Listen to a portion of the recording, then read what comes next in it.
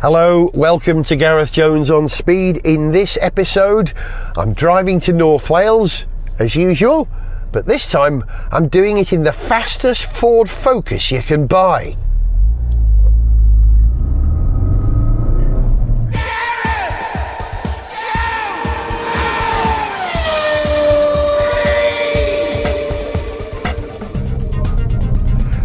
Hello, welcome to Gareth Jones on Speed. I'm Gareth, and I think for the first time ever on the programme, named, will you welcome, Indigo Jones. Say hi, Ind. Hello.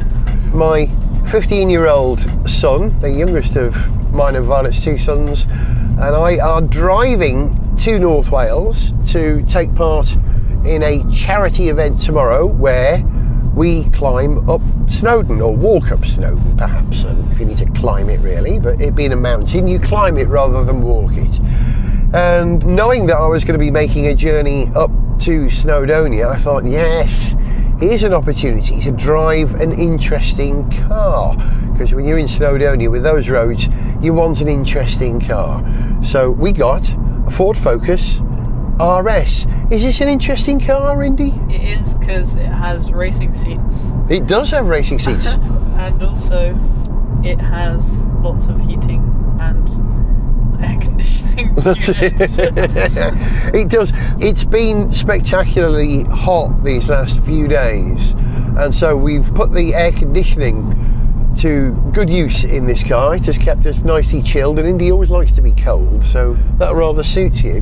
It's white, this car, which I think is a great colour for a sort of rally sport car, really. You could almost put your own sponsorship on the side, it being white. I'm not driving it like a rally car at the moment because we're on the A51 roundabout.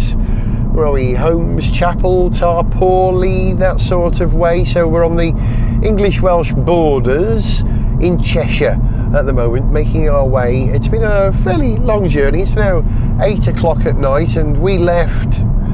I'm just watching the idiot in the Skoda Octavia who just overtook on a corner. What on earth was he doing? It's been a long journey. We left London at about 3:15, and it's now 8 o'clock and we're still rolling, but it's been all right, the motorway, hasn't it? It's been too boring. Okay, Indy, give us the spec. Indy's holding the spec sheet which comes with the car. Yes. First of all, how much is it? Is that a price up there? What is No, it's down there. Okay. The standard vehicle on the road price is £32,265. Right, and what do you get for that? For instance, what's the power output? Well, firstly, let me say this is without all the add-ons that has, but with the add-ons it's £36,014. Right, what are the extras then? What's it come with? Well, it's got a frozen white premier body colour. It's very bright white. Luxury pack, power fold door mirrors, rear parking sensors, Ford key-free system, cruise control with speed limiter, and privacy glass. Right, yeah, the privacy glass is nice. The blacked out side windows, because when we stopped for a quick pit stop a few minutes ago, it meant I didn't have to move my bag full of technology from the back seat into the boot of the car. I could leave it wedged down in the shadows in the back of the car. The combination of being in the shadows and the privacy glass meant that no one could see all my stuff and not break in and steal the car. Because I'm guessing that the Focus RS is one of those cars that you really might want to steal. You know, it's a lot of car. Ooh, a lot of cars. Police on the left here. Oh dear. Crash. That's a little Hyundai that's hit the wall and crunched 3 police cars tending to it. It looked very banged up.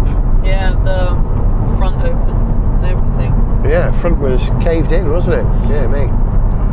So, as I was saying, it has an active city stop. What does that mean? Active city stop is stop-go when you're driving in traffic which stops and starts. Every time you come to a halt and put your foot on the clutch, the engine stops, so you're not producing harmful emissions and wasting fuel by going nowhere. And then immediately you touch the pedal again, the engine restarts.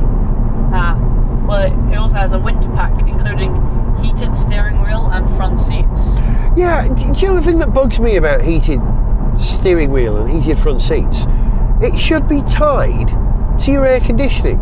So if you've got your air conditioning on cold, it should cool the seat and cool the steering wheel. And I tried this earlier on. I turned the steering wheel on and it heated it up on a day like this. That's bonkers. And again with the seat, I got a hot bum. I want to be able to cool me bum. Why can't you do that? Bum. So I'm guessing it doesn't use ventilation from the air conditioning to pipe around the seat and the steering wheel. It's just got little thermal elements in the seat and in the steering wheel which warms it up, which is why you can't do that. That's probably due to the air conditioning coming with the car when the heated seats and heated steering wheel are separate. Are extras. So yeah. Hey, you might be right. It's probably more efficient in production. Next part. Yep. 19-inch black forged alloy wheel. Yes.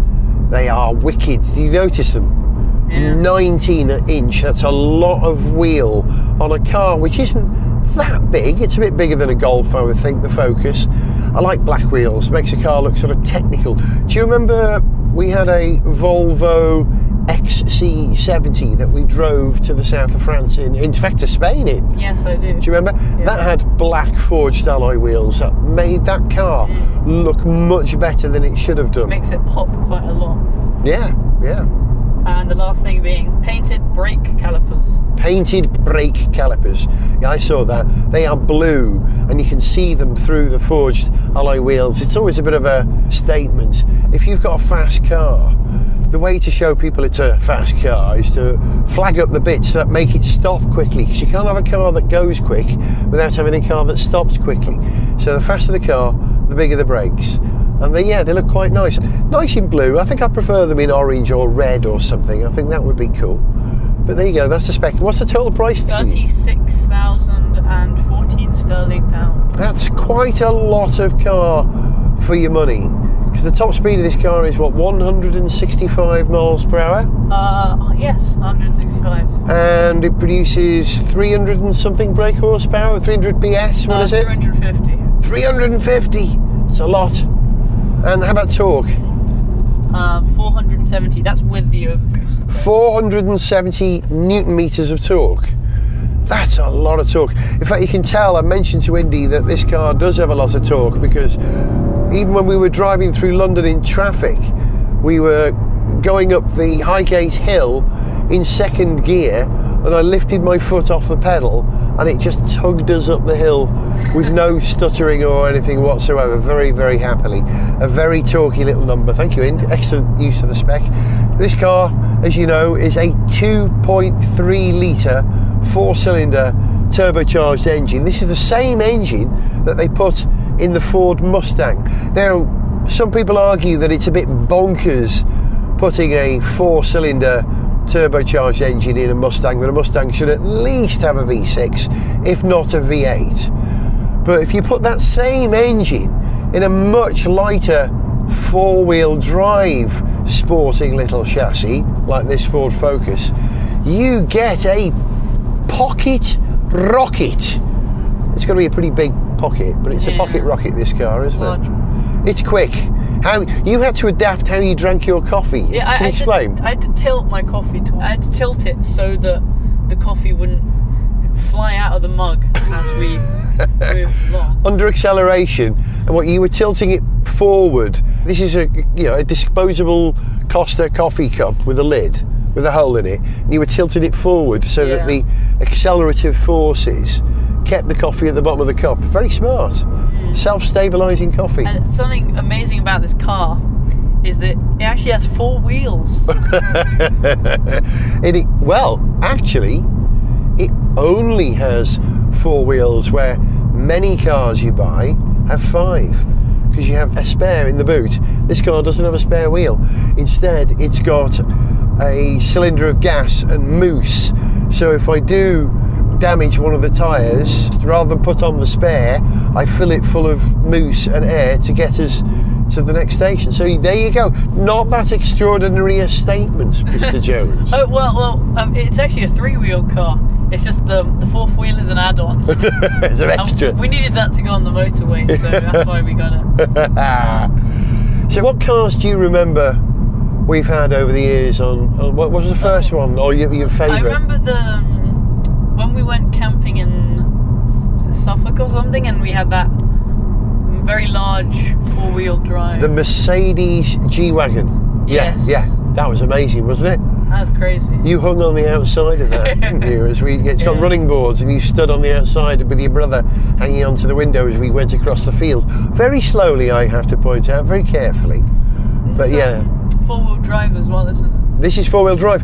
Yeah, and this car needs to be four-wheel drive with this amount of power that engine's putting down. You know, you need the maximum contact patch, and the way to do that is to spread the power across four wheels. And it's a very smart torque vectoring system, this car, not unlike the sort of thing I had in that Jag F-Type R, and I would imagine that some of the software and technology is probably related to that Jag, because Jaguars used to be Fords, and I would imagine some of that software would have crossed over and stayed with Jaguar and with Ford.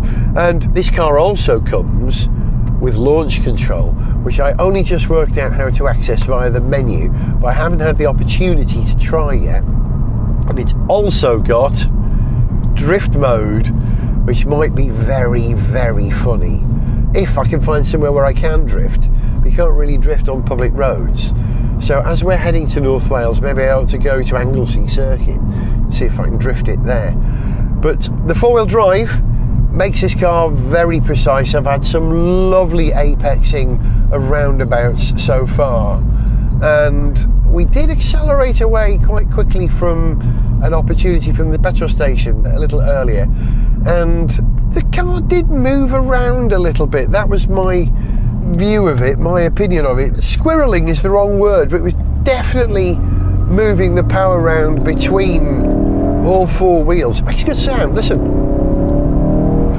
Brown, it says brown.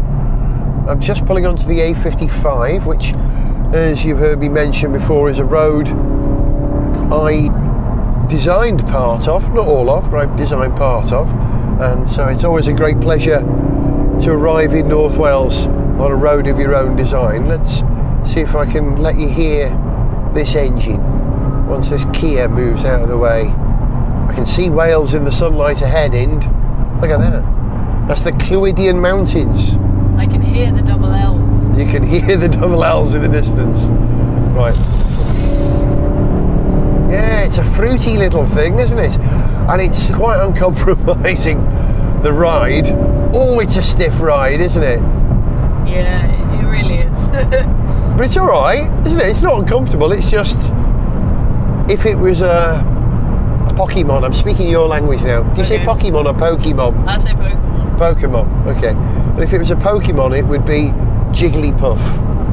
It's a bit jiggly. You think I can see you bouncing up and down there, your little fringe bouncing in the wind. Can't think of any other Pokemon I could make an analogy. It's not a Bulbasaur, is it? What are they? There's like... oh, it's not a Pikachu because it's not electric type. Is Pikachu electric? Yeah. Is he? Yeah. You learn something new every day. That's why it's got a lightning-shaped tail. Oh, of course, I take your point. Yeah. Okay, I get it. Right, well, I think what we'll do is we'll carry on recording as we go along the A55 until we get to we're crossing the River Dee now, the Afon Dyfrdwy, as we call it in Welsh, which is the nominal demarcation line between the England lands and the Welsh lands, because we're about to cross the official border. Yeah, this car definitely, when you put the power down, tightens its line, really does. My fantasy when I'm driving this car is I'm Elfyn Evans, our greatest Welsh rally driver at the moment, who drives one of these in the World Rally Championship, and in fact comes from just a few miles away from where we're staying near Llanberis tonight in Snowdonia. So this is the perfect car to take to this part of North Wales. I think we'll have a small cheer as we cross the border, as we often do, Indy. as we come up to it now. We're not quite there. You'll see the dragon on the left-hand side. Nearly there.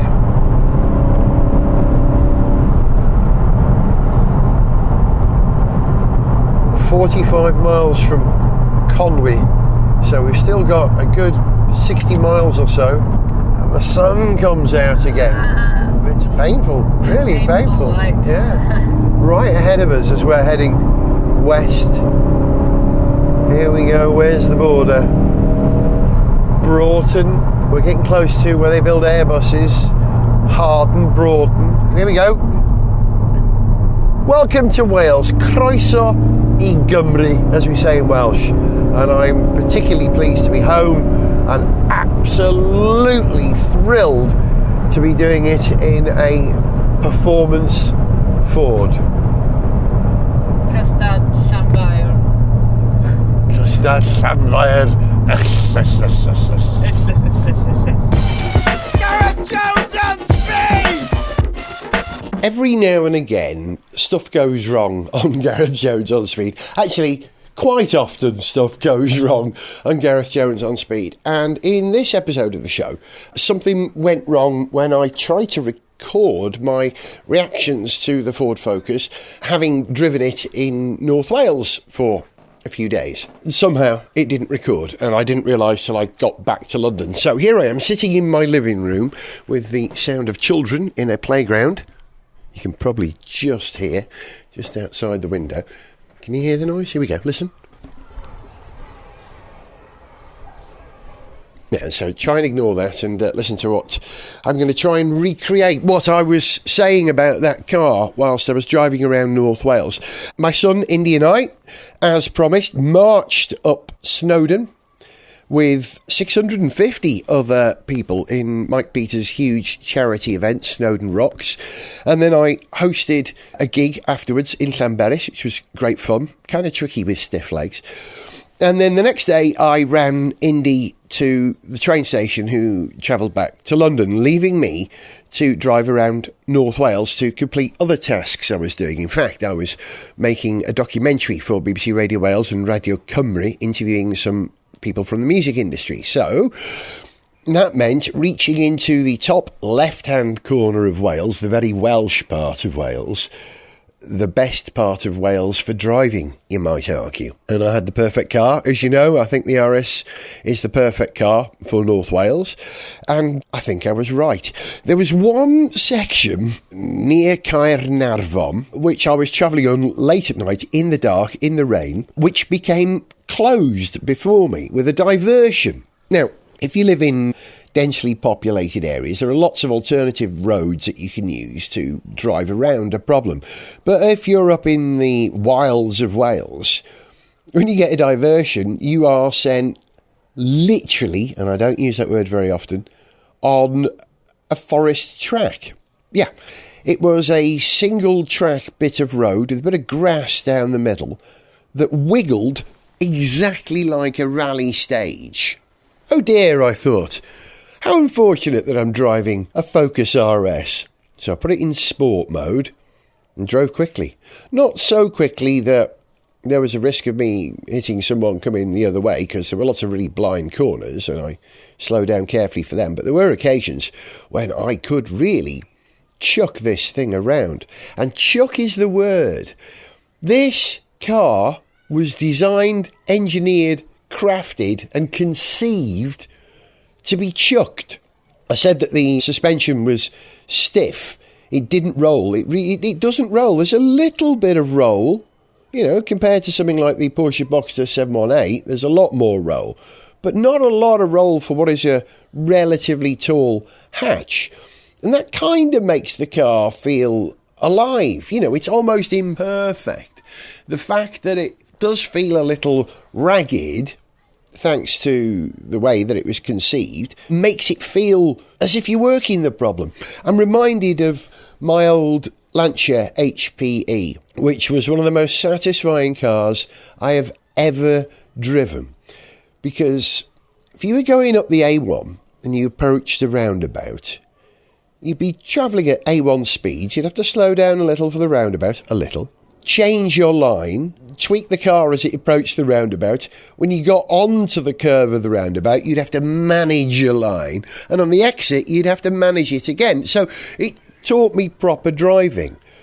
There are cars these days where you approach a roundabout and you go round a roundabout and leave the roundabout, not very much happens. This RS isn't one of those. It's a little loose and fruity round the edges, quite deliberately, I think. It's been conceived that way, and that's what makes it fun with a capital F. Actually, what I would like is a T-shirt with the word fun written on it in the Ford logo. I may have to make one of those. It'd be great if you could buy, the Ford logo, that famous F. It'd be great if it just said fun. And Ford are good at this. Ford are very good at having a relationship with their customers. They do massive customer research, don't they? They find out what people want, and they have a broad enough range that they can deliver a range of cars that ticks every customer's boxes, because every customer has different boxes to tick. And I suppose that's one of the things that make multinationals like Ford successful, their broadness of appeal. Oh, don't worry, sir, if you don't want it in black, you can have it in any one of 50 different colours. I noticed when I was on a straight bit of road that if you floor it, the car dances around a little bit as it takes off up the road, as it moves the power around between the front two wheels and the rear two wheels on the left and the right hand side. And that makes it fun. That gives you the sense of, oh, it's alive, oh, it's dancing around, I've got to work hard at keeping it going, and that's a good thing. But I also discovered that this car, because of that, is phenomenal at going round corners. Like a ballet dancer that's slightly off balance all the time, he or she can change direction more easily than someone who's standing solid. And this car, slightly off balance. Bit like the Eurofighter. The Eurofighter can't fly without software. It's designed to be unstable. And it's a software that keeps it flying, which allows you to perform incredible fast aerobatics and air manoeuvres very easily. The Focus RS is like the Eurofighter in that respect. In other words, it's not very good at going in straight lines, but it's very, very good at changing direction and going around corners. And you know what? That's quite a good trade-off.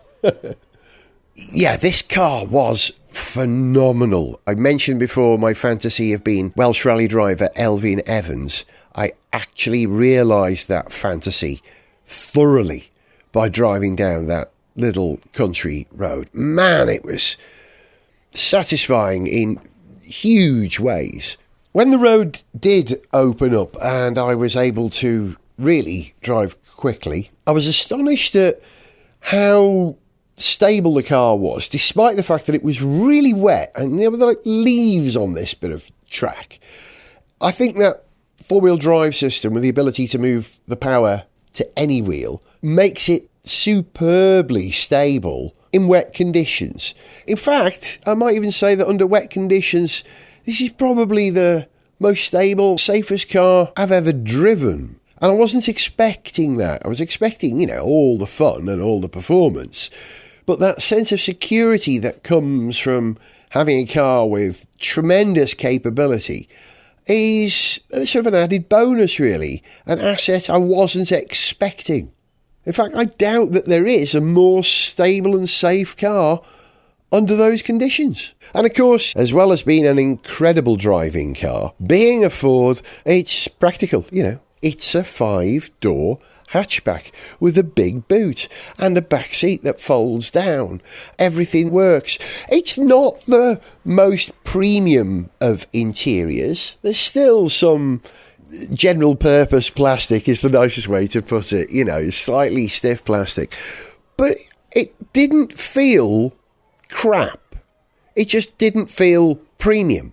And I think that's okay, because a Focus RS isn't supposed to be a premium performance car. It's supposed to be an economical performance car. 30-something grand isn't a lot of money for a car that can do what this car could do. Yes, 30-something grand is a lot of money, but it's not a lot of money for that level of performance and satisfaction and practicality and the noise that it makes.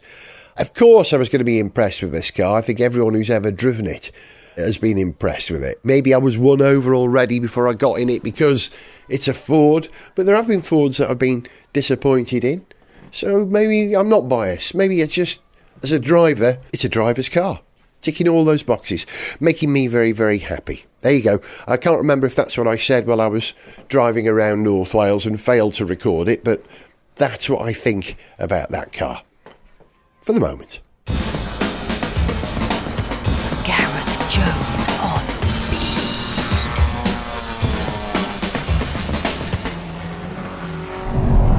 I'm on the M6 heading south towards London, and as we speak I'm approaching the toll booths on the Midland Expressway, and as you know, it is traditional when you arrive at the toll booth to leave quickly because you get the ability to go from 0 to 70. It's one of the few places you can actually do that. So let's do that, and you get to hear the car as it sounds, which is a dirty sound, I think. If you've listened to the Le Mans shows this year, you'll know that the Ford GTs, with their EcoBoost engines, they make a dirty sound. Well, the block in this car I'm certain will be related, or the technology in the engine will be related to the EcoBoost in the Ford GT. So let's see if this makes a dirty, dirty sound. I've actually turned it to sport mode. I haven't put it on drift mode. I thought that might be a bit dangerous. Right, let me pay for my toll.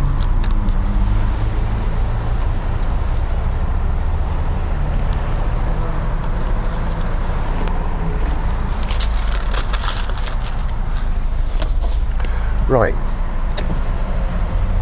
this is what a Focus RS sounds like.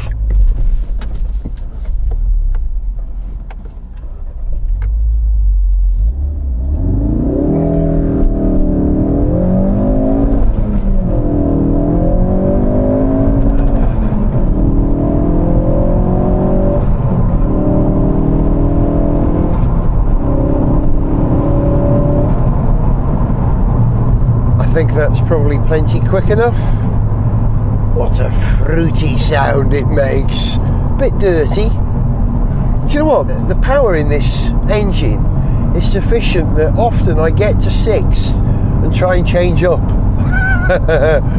It could handle 7th, but I guess if you gave this car a 7th gear that was higher up the ratio range, it would do, 180 miles per hour.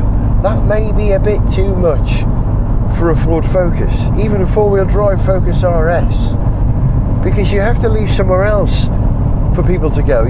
Ford don't make cars in isolation, do they? There's a Ford for whatever your needs are. You want to drive like a hooligan, get a Focus ST. You want to drive like a rally driver, get a Focus RS. You want to power up the road making an impression, get a Mustang. And you know what, they put this engine in the Mustang, and I would be very interested to drive the Mustang with this engine. I think it would actually work. There are a lot of people who say, oh no, you've got to have a V8 or a V6 at least in a Mustang. I reckon this engine is good enough for a Mustang. It's gotta be. It's just gotta be. It makes a good noise, dirty, it's got loads of grunt, and the Mustang is rear wheel drive, so you can put all that power on the back wheels. Actually, I think I'd probably prefer it put down through 4 wheels, because the way this car tightens its line if you power down is astonishing. And if you're in the wet, you're on a wiggly Snowdonia road, and it's been raining a lot in Wales this week, so I've had a lot of that. It's amazing. This car is, I think I'm quiet as we move from concrete onto bitumen macadam, or hot rolled asphalt probably. Yeah, it's great in the wet, this car. That's what I like about it. I also like the fact that if you drive it flat out, it's a bit crazy, but if you come back 10%, it's lots of fun and enormously reassuring. Ford have left enough doubt in the software to allow you to enjoy this car And my lord, I've been enjoying it. You know I'm a Ford man. You know that I've had a passion for Fords since I was, 8 years old probably. My dad always had Fords, and I've always been connected to Ford for that reason. So I care about Ford. And when Ford make a good-looking car, it's a relief. And when Ford make a good-looking car that looks and handles amazing, that's deeply, they're my company, deeply satisfying. They didn't let me down, Ford. The thing about the Focus RS, I think, is that this is probably the car we were promised. You know, when Ford release images of a new car, you often see the concept, and the concept, of course, has got 20 or 21 inch wheels if it's a show car, and wings, and it sits low, and it looks incredible. And then the actual car comes out, by which time it's been normalised with smaller, narrower wheels, fewer wings, less glitzy bits, and it just looks like an ordinary car. And some of that halo desirability has ebbed away slightly until you get to the top performing version of that car, until they finally release the RS version with the biggest wheels they can fit in the wheel arches, or make the wheel arches bigger so they will fit them, with the biggest wing, with the lowest stance. Then it looks like the car that we were promised. What does it used to say about the Capri? It's the car you always promised yourself. I'm not sure it was, quite honestly, but I think the Focus RS, maybe. Here's a thought, perhaps one last thought on this remarkable car, which I only have admiration for. It really is tremendous. But what if Ford made this car available, the same running gear, instead of a 5-door super practical hatch, why not a 3-door, okay, estate car, but you know what I'm going to say, shooting brake. Imagine if they just built a bespoke body for this car, called it the Capri, gave it a slightly longer tail end, a slightly lower roofline, and some touches of Capri DNA from the past. You know, you can even put a vinyl roof on it if you want. It would be great, wouldn't it? That's what's missing. There's nothing wrong with this car, but I do believe that Ford miss a Capri in the range, because, you know, coupes do sell, don't they? Look at the Scirocco. There are plenty of Sciroccos on the road. Really? You'd think Ford would fill that niche with a new Capri based on this running gear. Of course, being Ford, they'd offer you a whole range with cheaper cars, with smaller engines, more economy. But wouldn't you like an ultimate performance Capri again? I know I would. And if it was built on the stuff of the Ford Focus RS, I think I'd probably buy one immediately. You've been listening to Gareth Jones on Speed, waxing lyrical about a favourite brand and a car. You know, I don't pay much attention to the Focus normally.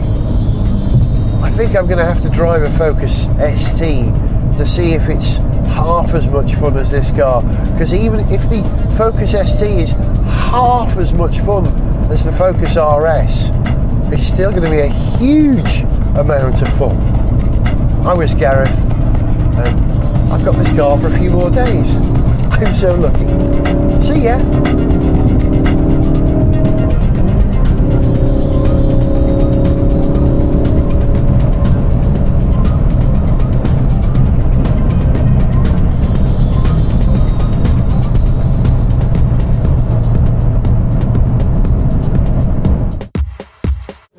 Send us an email, see pictures, get song lyrics, join our Facebook fan site, follow us on Twitter, or to find out about sponsorship opportunities, go to garethjones.tv.